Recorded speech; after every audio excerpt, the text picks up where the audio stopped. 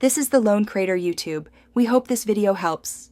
In this video, I will show how to remove a golf shaft adapter.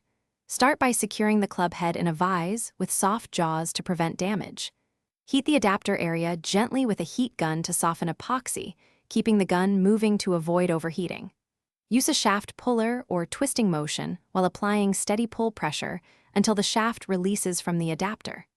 Clean residue with solvent and inspect the bore before installing a new adapter. Gather the right tools before you start to make the process smooth and safe. A heat gun, shaft puller, solvent, and soft vise jaws are essential. Lay out rags and wear gloves to protect hands from heat and chemicals. Use a gentle, controlled approach when applying heat and pull force to avoid damaging the club head or shaft. Turn off and cool tools between steps to maintain safety. If this guide is helping, please subscribe and like so I can make more useful videos. Quick recommendation: the Oala water bottle is leak-proof, easy to grip, and perfect for long-range sessions, keeping you hydrated between swings.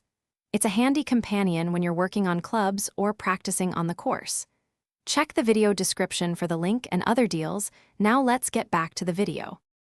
Work methodically through each step to prevent mistakes and ease removal. Heat in short bursts and test movement, often so you don't overheat the metal or glue. Use a proper puller and keep pressure steady while rotating slightly to free the shaft. Protect the club face and hosel with tape or soft jaws whenever you clamp or pull. After removal, clean the bore and inspect for damage before any reassembly. Thanks for watching. Consider subscribing if we helped you.